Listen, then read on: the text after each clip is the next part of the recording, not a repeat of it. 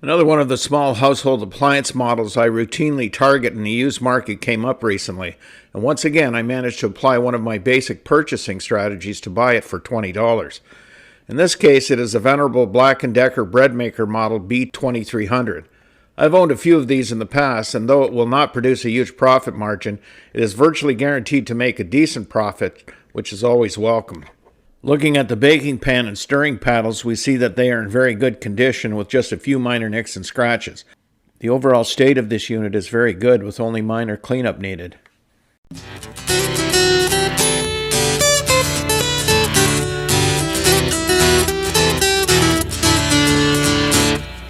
Let's look at how this deal went down. As recently as 20 months ago, this model could be purchased for $60, and there was ample inventory in all retail outlets. Then the tariffs on goods from China began having an effect, followed by the pandemic, which slowed down the restocking of retail inventories while at the same time increased the demand. This is the price for this unit today, but because more favorable pricing was so recent, it is not unusual to see ads in the online classified for units purchased just a few years ago with prices like this. It was not the low pricing alone that I found attractive about this listing. There were two other equally important aspects that caught my eye. The fact that the listing had been up for 4 days, and that it had only had 5 visits. Is this seller beginning to experience seller fatigue? Let's find out. I immediately fired off a carefully worded and very polite email message to gauge the seller's pricing flexibility. A text message exchange like this ensued shortly afterwards. Notice how polite my wording is. The importance of polite language cannot be overstated, and we'll get to that in a minute. At this point, let's look at some buying and selling guidelines.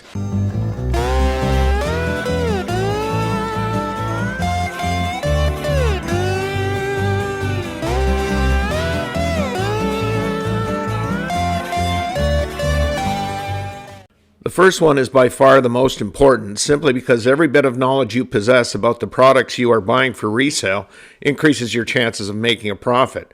This includes what prices you are likely to receive for your items when you resell them. This leads right into the next point. If you already possess knowledge of a certain market niche or family of goods, you have a head start in the learning curve. Let's take the next 3 items together. Developing price limits and discipline applies to both your buying and selling efforts and are generally honed by intuition with experience, but the last one, learning when to walk away, is often the toughest to learn. This obviously applies to your buying efforts, but just as importantly to your selling efforts. You will make mistakes, you will overvalue a used item, and you will suffer seller frustration yourself. To preserve your profits and your sanity, determining when to get your money out of a bad purchase is vital. I have already demonstrated a simple strategy for buying in the used market which capitalizes on seller frustration or fatigue and has a very successful track record, but there are many other strategies. Examples are buying at local estate auctions or even advertising with free classifieds for the items you want to purchase. There are many ways that you can find items for resale. This last one may seem a bit strange in that it even needs to be mentioned, but consider what happens in the seller's mind if you are not polite. Take this recent response to one of my classified ads as an example. My instinctive reaction was to simply move on from this buyer to prove him wrong, and I did. He didn't even get a response from me. Let's get back to the machine we're dealing with today.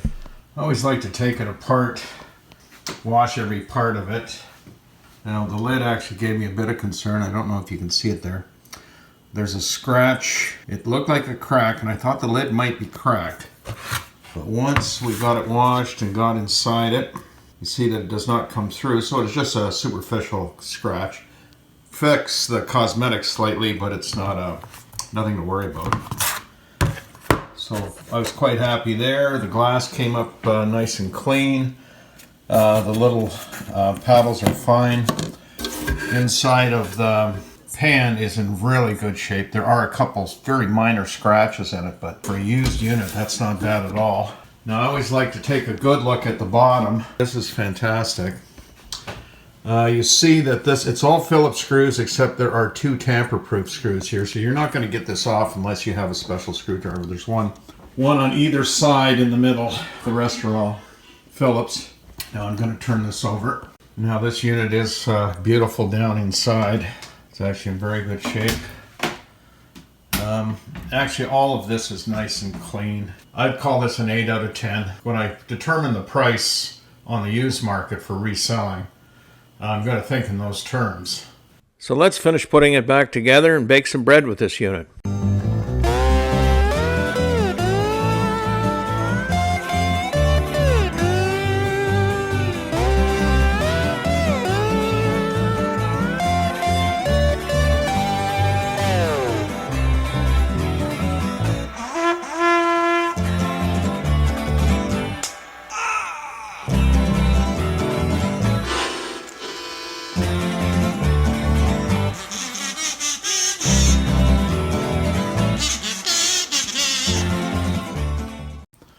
So you see here that all the selections have been made.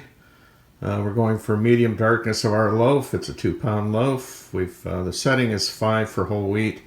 It takes 3.5 hours, and it will not start immediately. I'm going to push the start button. Nothing will happen. This is normal. A number of the preset cycles on all bread machines will have a 15-minute rest period before the kneading cycle begins.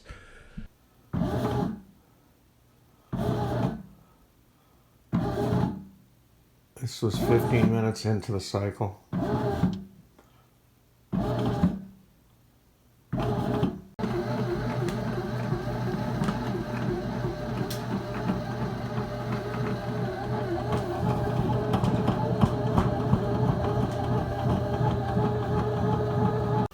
Alright, so it is done. And there it is, a beautiful 2-pound loaf. I love the shape of that come out of this particular bread maker.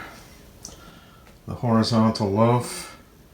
As I sign off, I'll post the ingredient list for this Boston brown bread, and as usual, I hope to see you next time. When the stars won't shine for you, and your dreams turn black and blue, on those dark nights you'll be alright, I'll be right there with you. Together we'll see it through. When the stars won't shine for you, and your dreams turn black and blue, on those dark nights you'll be alright, I'll be right there with you. Together we'll see it through.